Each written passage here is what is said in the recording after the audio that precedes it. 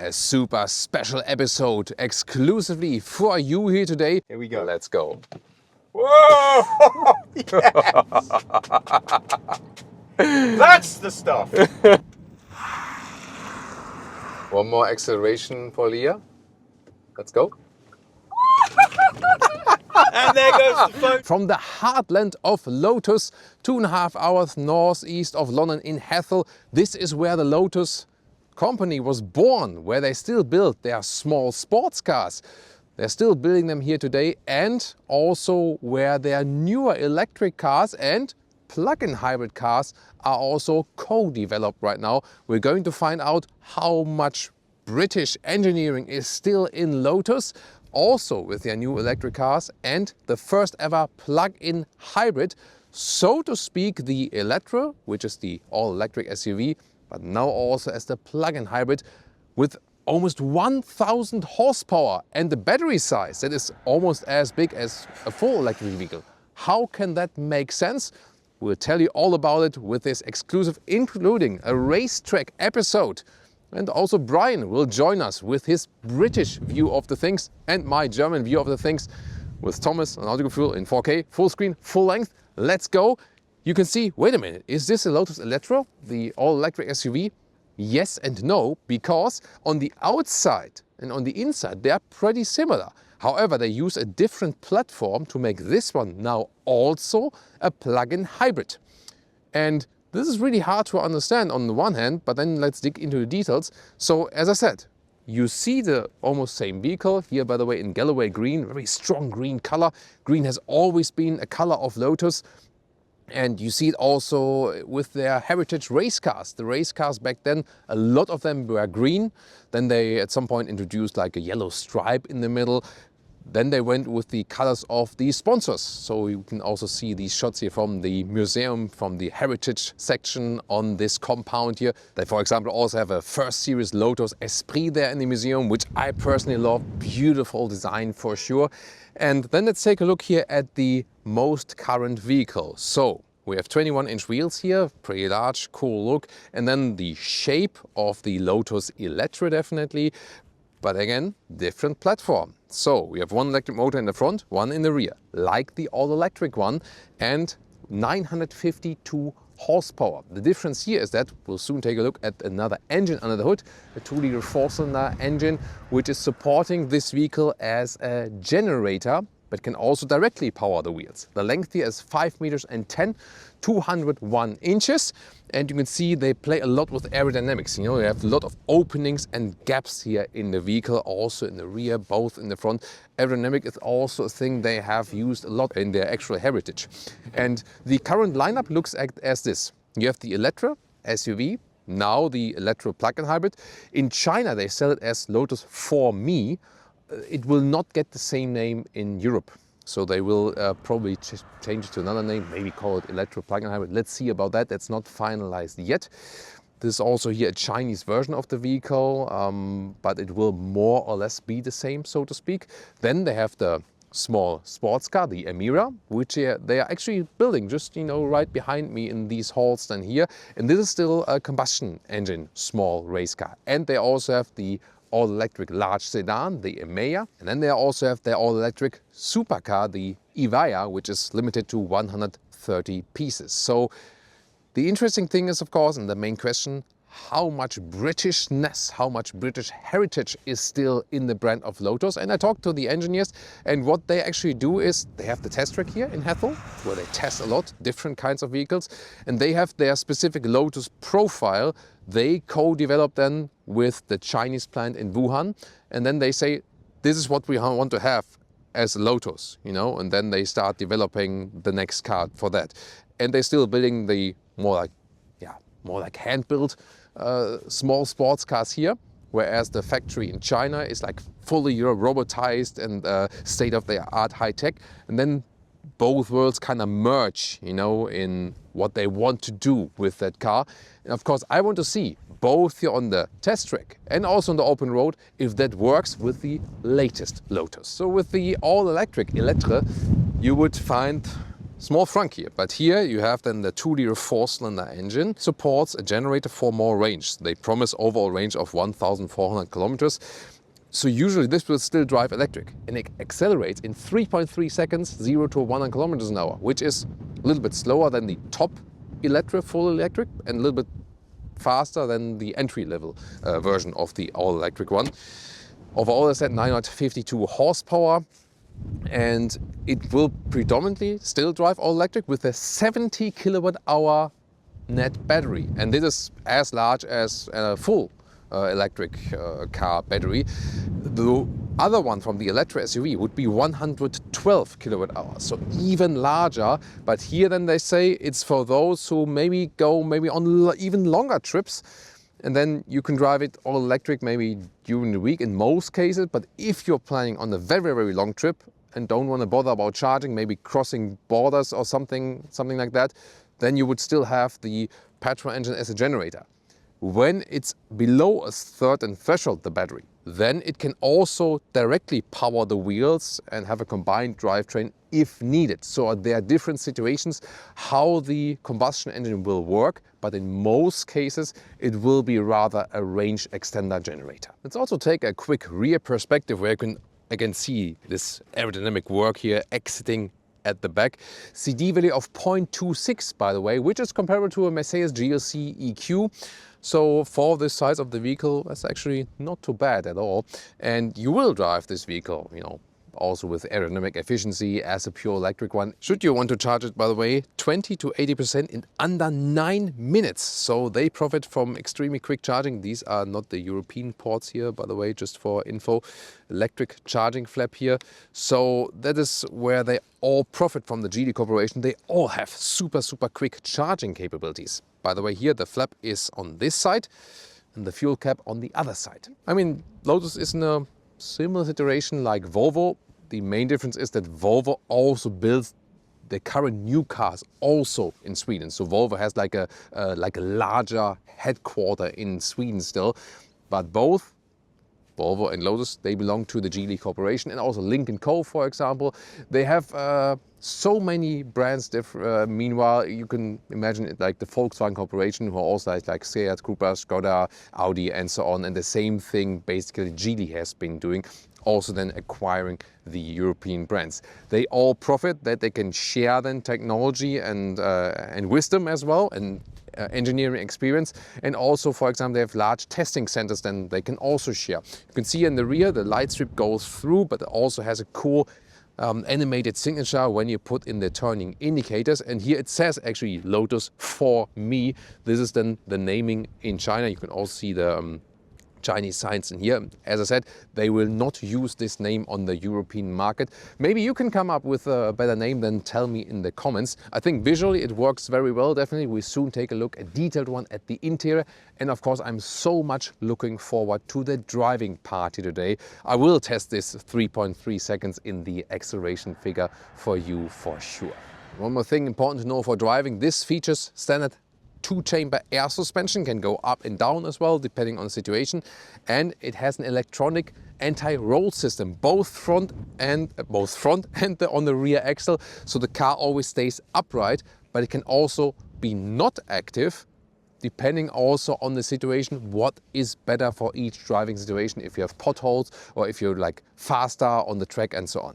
Heading towards the interior, you have a key card you can use, but they're also supplying a key fob. Here they have this case, and also in the form of the Lotus logo. This is then the key fob. That's quite cool, right? Isn't it? And then you have one key to open and close it at the same time. You here see the flush door handles. As you might have heard, they will be forbidden on the Chinese market soon. Let's see if other regulators will follow. So manufacturers will have to change that again at some point, at the point where these were decided. The car was already like in the line through the production. So yeah, these will go away again. And then here they are manual when you open like this, and door closing sound. Wow, I mean, 4 frameless doors.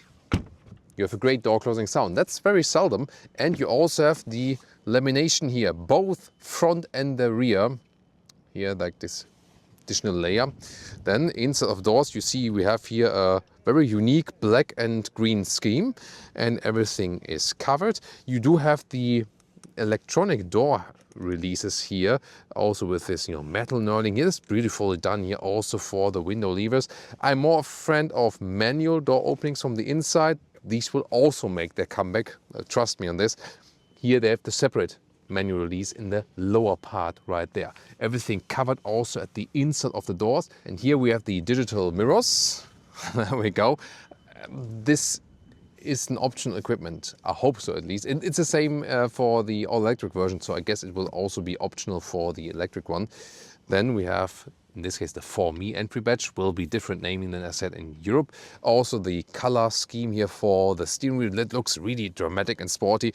But you still have manual dials here with clicking sounds for the cruise control, right side then for something in the instruments and so on. You do have small digital instruments though, so they rather set all the sails on the head-up display. Here, by the way, the logo here, these are the initials of the Lotus founder. That's why these letters. And then seats here, very sporty, bucket seats alike. This is a mix of leatherette and animal skin, I heard. There are also fabric seats in the fully electric Elletra available, for example. So I would probably then go for these. They have a special, it's called Lotorswear.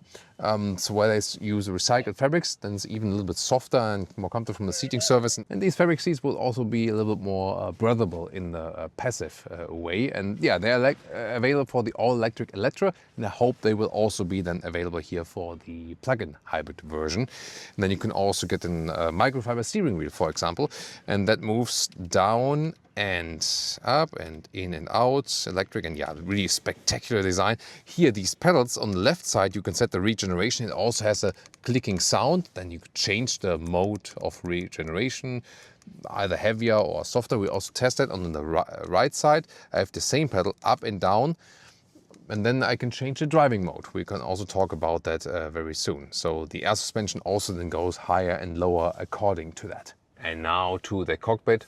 First of all, here once again to these seats. They're actually pretty comfortable. So although they look sporty, they have good ergonomics. And I would then, pick the fabric seats, of course, to make it all animal free, including a microfiber steering wheel, at least available for the Elletra or electric SUV. Headroom here with 189, 602, no problem. Even more to the glass roof. It's fixed. The only thing you can do is, and there we go, we have to go into the menu here because, where is it? There. Ta-da! This is like with this electric dimming, and then you can also set it to automatic transparency. That would also work. Yeah, but you cannot open it or something like that. What I find really beautiful is that they have the full microfiber headliner, and it goes all the way across the vehicle. So they really want to be in this top segment. Also here, when you put down the visors, so these are all covered in microfiber, both front and rear. Of course, also with an integrated light. So this is really cool. Actually, I love the attention to detail. Also 4 handles here, so no cost saving as for that. And also here in the front, everything is properly covered. Like top here, middle part. There's a small passenger display. I think that's fine. We do also have a glove box, which is actually opened here in this small middle console control unit. There we go. It does have a clicking feedback. There we go. And then you open or close here. You have an inductive charging pad, which is also covered with microfiber. Yeah, let's see about racing the vehicle if the phone stays in place there. see about that very soon. This is here the manual climate unit. Very happy to see that, and you can also see this animation here, warmer or colder, and it's a 2-zone AC, and also has clicking sound, as you might pick up from a microphone. That's actually pretty cool. So yes, they have a lot of digital stuff here, but still some manual interface, like also with the shifting pedals, which are not the shifting pedals, but you know what I mean.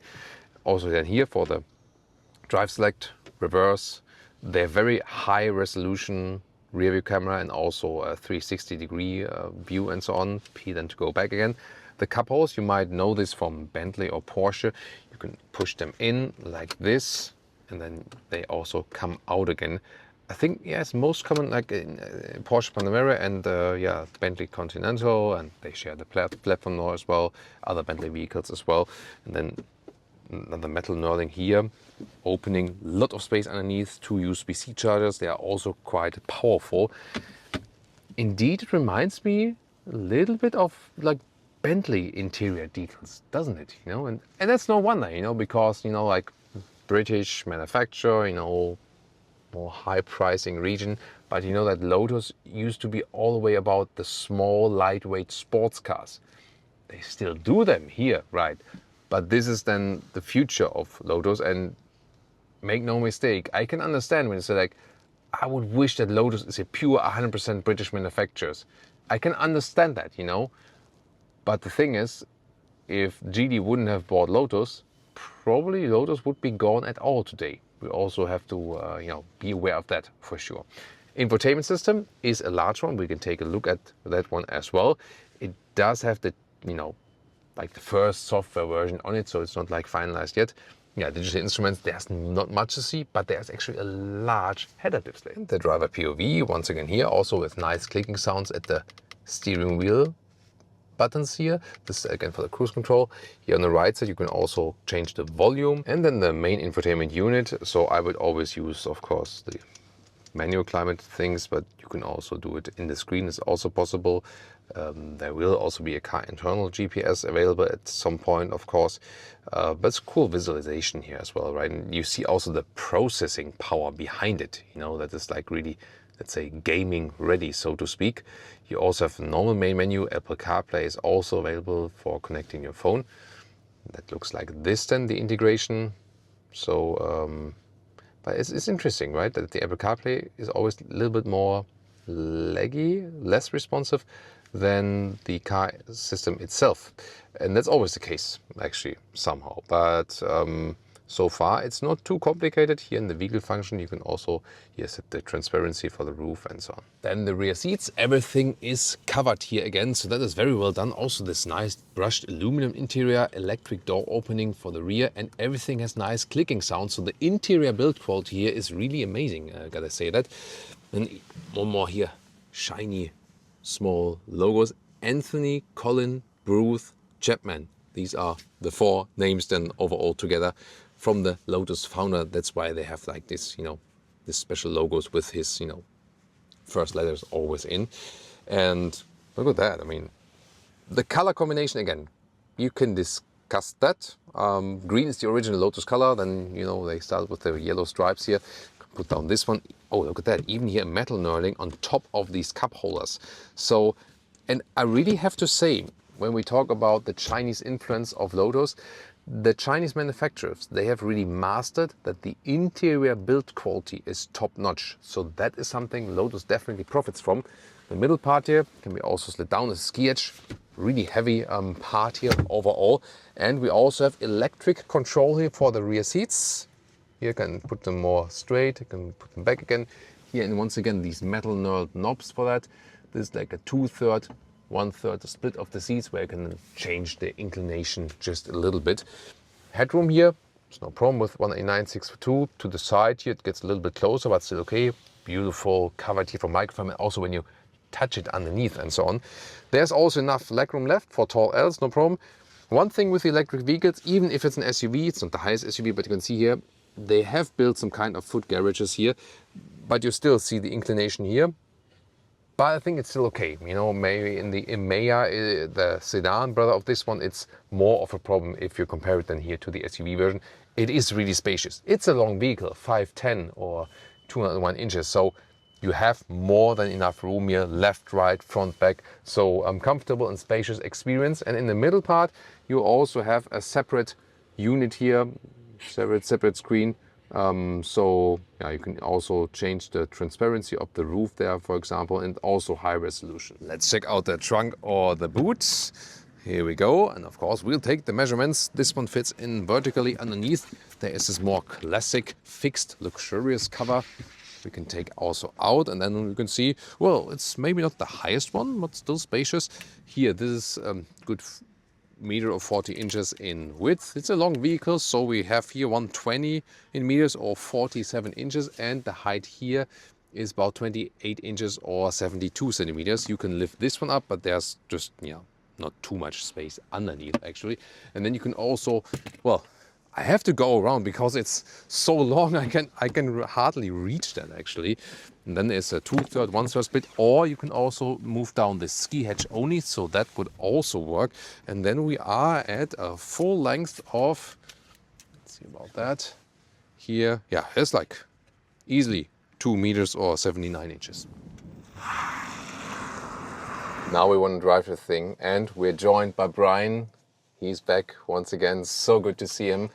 And actually the funny thing is, you basically grew up and you lived your whole life just, a couple of miles away from here. This is like your backyard, essentially. And you've also never been in an SUV that is this fast, is that correct? I haven't done 3.3 seconds in an SUV, so I guess you have to ask the question, why do you need to drive 3.3 seconds? 0 to 100 in an SUV? Because you can. But it's Thomas driving, so it's going to be interesting to see how it goes. We're on a really nice test track that they have here at Lotus. If you haven't been here, they do driver workshops as well as car testing too. So you can actually come and check this out for yourself if you have a mind and a little bit of budget. But Thomas may not be there to drive you in this car at this speed. For that, you need us. Let's find out how it works. I would say, let's try out. Just launch that thing off that long straight here. Let's go. That's ridiculous. Okay, that feels wrong on every single level. 200 kilometers an hour. Oh. That is crazy. It's shocking how different that feels to doing it in a standard sports car. Oh. 3.3 in an SUV feels a lot more risky than 2.9 in anything else. That's fun. So that was 0 to 200 kilometers an hour, 0 to 125 miles an hour, and was like, that's it. So, I mean, there's like, we're driving all electric, Yes, it is a plug-in hybrid, but as I said, the electric thing is still the major thing here. We do have less weight from the battery because it's smaller.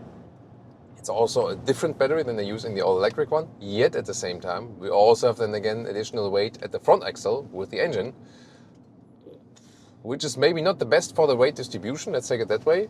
But I mean, it still feels like driving an electric vehicle. You wouldn't guess there's... Okay, so I have to be honest. Here's the thing for me. It's great and it's fun that this thing goes that fast on acceleration. Look at that. You don't need it. What I want to know about is handling, specifically because this is the reason for buying this car. You want a Lotus, and here we have an excellent track. I have to say, but it feels nice. Does it feel solid? Yeah, I mean, you see that the road is still a little bit wet. It's not too wet, but just a little bit. Oh, it's like really crisp braking. So you can set the braking to standard or sport. And when you have set it to sport, then it's really like very crisp response.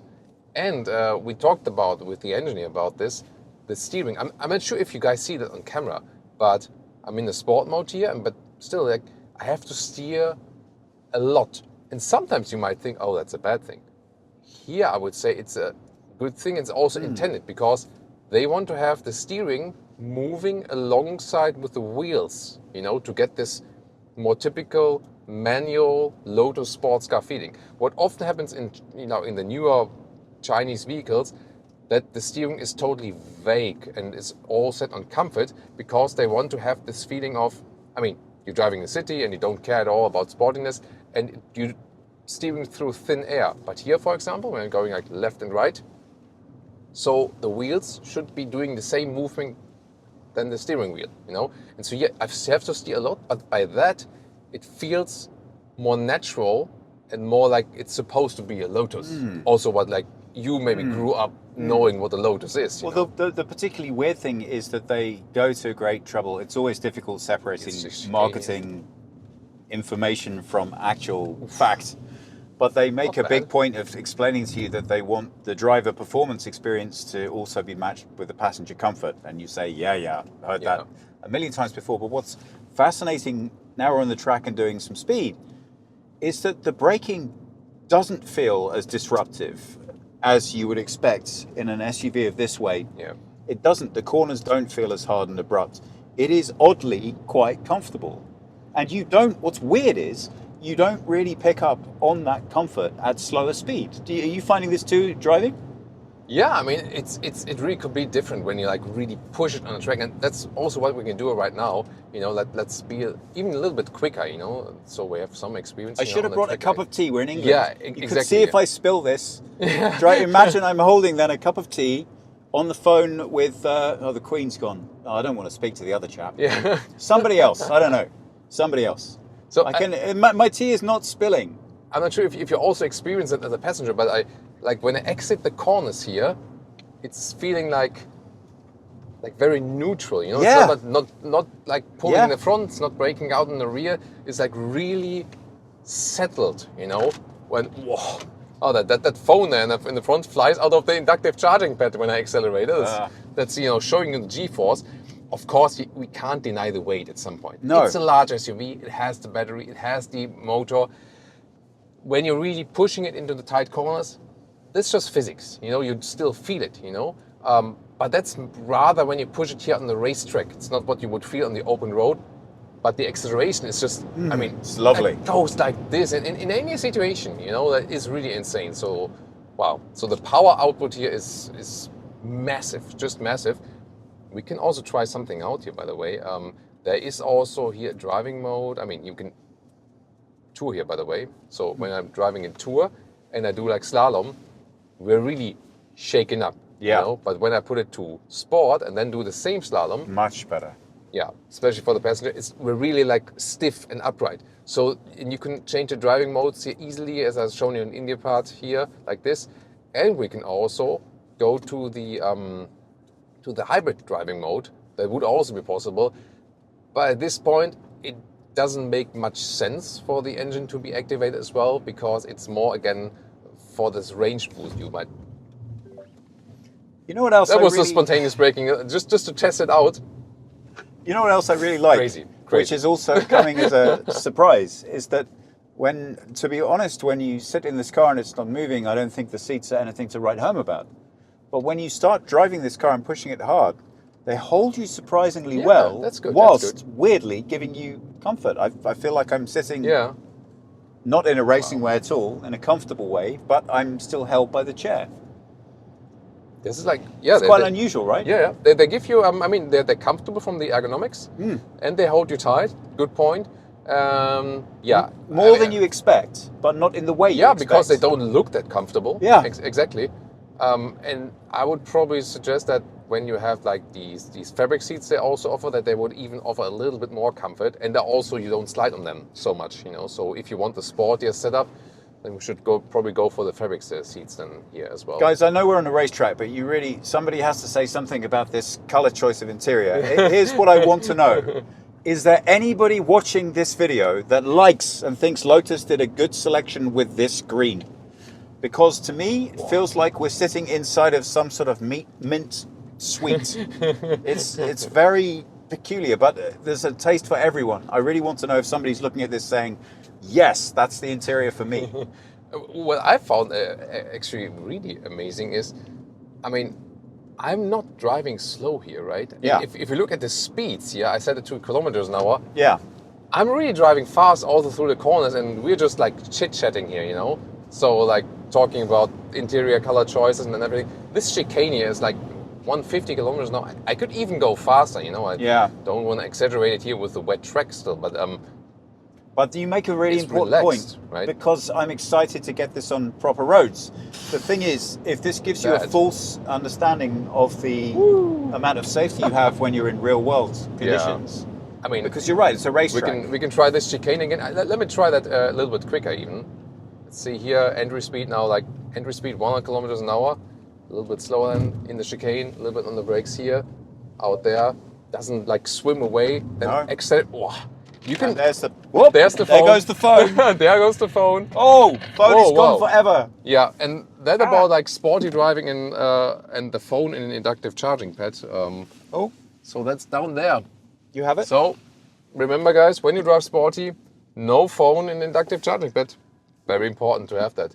Oh, that was the wing actually moving backwards. I think like it moves up when you're driving fast and it moves back in again when you're driving slow. So yeah, wow. I mean, the performance is definitely there, and chassis-wise, this also works very well.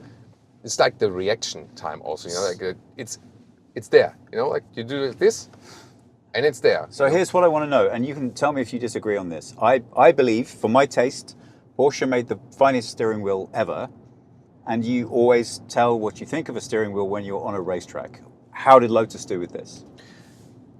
I really like the setup they did here with this, hey, I need to steer a little bit more. And the thing is that usually I'm more fan if the steering is more progressive. But as I started here on the racetrack, I understand the decision more because here on the racetrack, it feels more natural. And the problem is with electric vehicles that have so much like steering support, all the ADAS systems, you have the electric motors, which doesn't give you like a sense of, you know, raw speed in the way of there's a growling engine and so on, and you lose the natural connection to the car. But then when you have to do a little bit more with the steering, actually, it takes you a little bit back in time again, you know, to get this sense of sensation, sense of speed, sense of steering. Here you see like on the curbs and so on, and that gives you back this kind of feeling you may want when you drive a Lotus. You know, these are the small things they can do. Actually, but that's the steering. But how about the wheel itself? I think that's actually pretty cool. You have good grip here, left and right. The flat bottom as well, that you have a little bit more space for your knees. And this acceleration out of the corner is insane. I mean, I can be like full throttle at the exit of the corner. That's crazy. But I mean, like here, you have a good grip, and also here, like changing the driving modes is like fun. You can also change the regeneration, by the way. Here you can put regenerative braking on full, for example. So then I don't have to brake the car, you know, myself. Let's see if it also goes to 0. If it's like full one pedal driving. In this case, not probably. No, it's still rolling. But this like, and then you can go back here to off. Then you can just do the regenerative braking with the brake pedal like this. And yeah, one more acceleration. Oh, I think so. Yeah, Brian loves that stuff. But before we go, Thomas has said quite some mean things about roads here in the UK. I'd like to point this out. Is this a road we're on? This is a road? This is Are there any potholes on this road? This is a road in the UK. No, there's not a road in the UK. Therefore, you can go home and say, well-maintained I've driven racetrack. on a road in the UK with no potholes and no defects. You cannot deny this now. That's true. This is the first road I see here in the UK which has no potholes. Yeah. Actually. It's puff. But how do they achieve this at Lotus, but not everywhere else? Lotus must have more money than the British government to fix the roads here. Yeah, I think so. Seems to be, like. One more time. You ready, guys? One more time. Here we go. Let's go. Whoa! Yes! That's the stuff. Come on. Woo! Yeah, okay. Crazy. That's, yeah. They're gonna sell cars with that. Come on. They are. That puts a big grin on your face. And one more time with the chicane here. That's on the curbs. really handles nicely. Yeah, handling is really awesome. Look at that, and full throttle out of the corner. And yeah, 130 again. Crazy. For such a heavy and large SUV, yeah, that is amazing. So there you go. I think the styling is going to split some people in terms of how they feel about it, but you have to drive the car to really have a feel. And the package all together, you know, the engineers saying to us, okay, it's a Lotus experience. You're like, is it though? Really, is it? And when you get everything together, and it's hard to see how you would experience that off a racetrack, you say, you know what? There is something of Lotus here. There is something Lotus here. But will it do it on a standard road? Let's see about that. Welcome to the road test portion of the review. Now, road trip time. For this bit, Leah, Brian and Thomas. We decided it would be most exciting if we played the roles. Thomas the father, Leah the mother, and I the misbehaving child. Most Ordinarily, I would be in the front of the car but both Thomas and Leah felt the rear was the right place to put me. Exactly.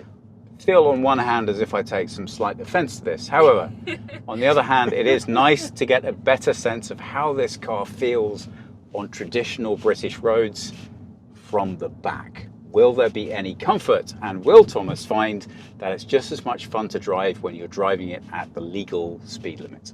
What an awesome intro. And Leah can be actually also double thankful of Brian's role today, because Leah said on the racetrack, and so Brian, stepped in and saved her actually. So thanks to Brian, Leah is still well and could also sustain the lunch we just had. Yeah, but even more looking forward on the road. And actually I found it really cool to also have rear passengers, because we hardly have that. Most of the time we can only travel with two. But Mom. it's even more... Mum, may I have some sweets, Mum? No, in 10 Are we minutes, there? In 10 minutes. Are we there? Are we there yet? Oh, man. I mean, because when you're in the rear, you even, feel how the car is moving even more. And sometimes I have the problem when I'm sitting in the rear, when I'm being shuttled, then I'm then getting sick. So let's see if we can make Brian get sick. No, we would just drive very normally.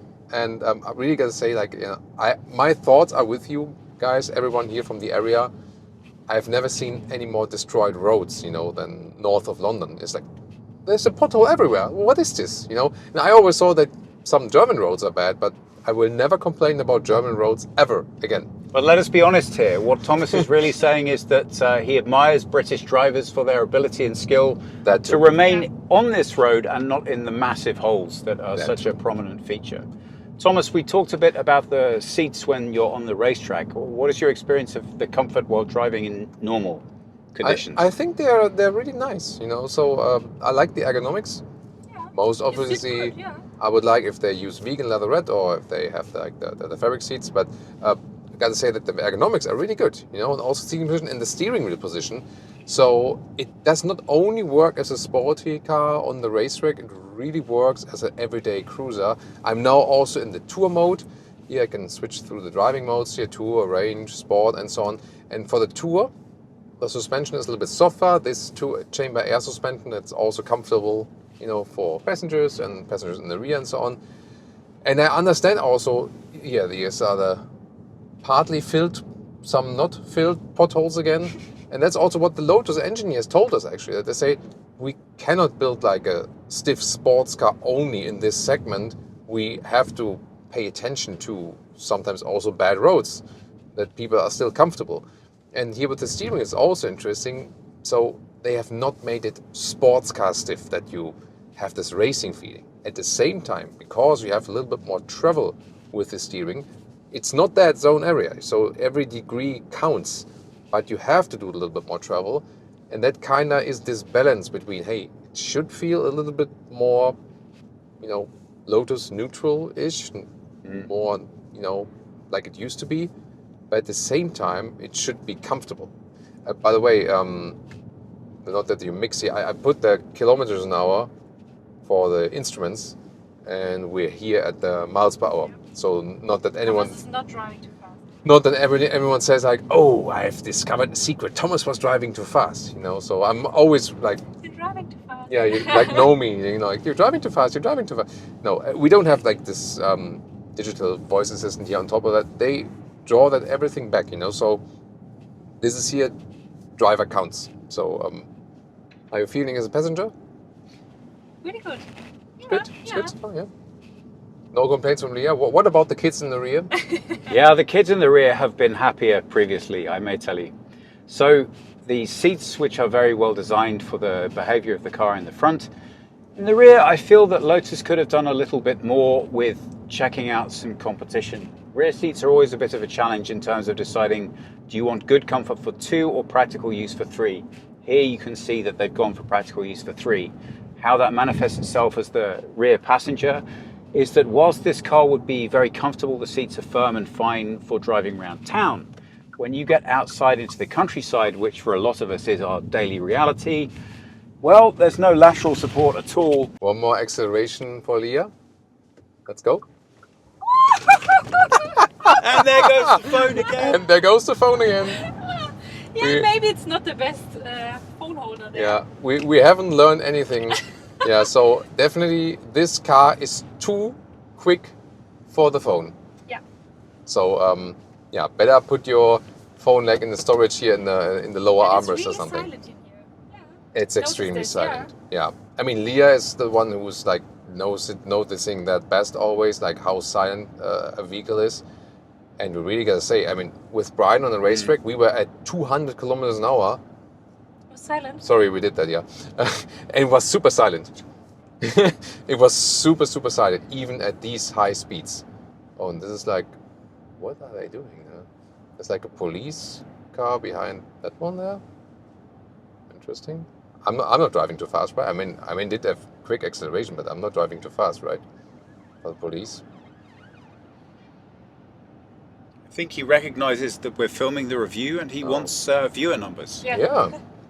Did he horn on us as well? Yeah, no, it was the DIY kitchen. Oh, yeah, but because they didn't let the police car through. I mean, but probably they had some more serious business, you know, to attend to, like, you know. But this is something that we also discovered in Korea, by the way, when we were visiting South Korea, that sometimes the emergency vehicles are not getting like free pass, you know. Then, yeah, I think everyone who has the horn on should always get the free pass, right? Yeah. Back to the car, motorway, 100 kilometers an hour, 60 miles an hour. Ease. Yeah. Very Really good. relaxed, Yeah. very relaxed. Super silent, like, Oh. what the hell? What's going Oh, on there? the right lane. Oh, I think there's something on the going left on. lane, yeah. Yeah, something maybe like an accident, they discovered something. Oh, that's also I'm quick wondering blockage. if this could be the taste police that have heard of this green car.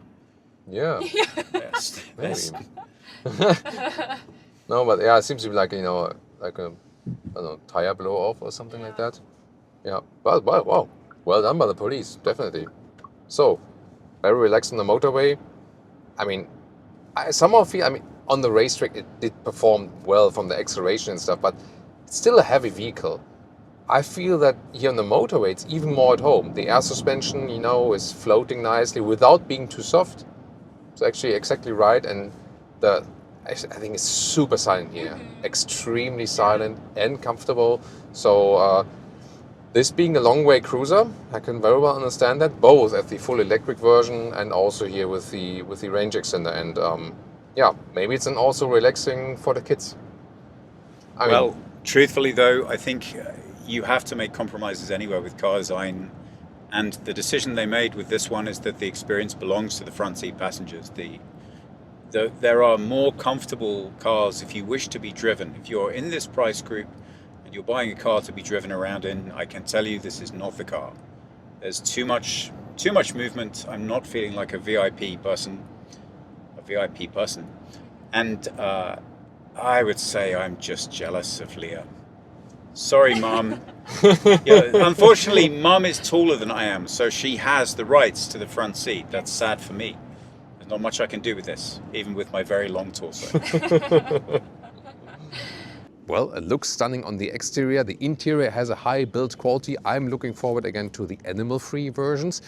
But the build quality itself, also inside of the doors and so on, is really the very high level. And I love all these metal knurlings and the knobs and so on the interior. It drives very well, extreme good performance. At some point you cannot deny the weight, and it's both the weight, of course, when you have full EV, but also here in this plug-in hybrid concept, the weight is always high with large SUV plus electric. That's just the thing. On the racetrack you feel it even more. But then again, when you're driving the road, you feel it a little bit less. And yes, this is a car that is less British than an original Lotus. That's completely clear. And it's also built in China. At the same time, they profit from the Chinese investment because Lotus would otherwise probably be a dead company. And they can also profit from, for example, the high interior build quality, all the technology, all the engineering and so on. And then again, you know, the Chinese investors of Geely, they profit from this test track here, where Lotus has been testing their cars for decades, and where they still also here in these surroundings here still build their small sports cars. And so the knowledge goes then also back and forth. What do you think about this concept, about this plug-in hybrid? as the all-electric Elletra. I mean, it makes sense with the large battery, you already have a high range. But then the question is your charging infrastructure good? For most cases, it will be the all-electric Elletra.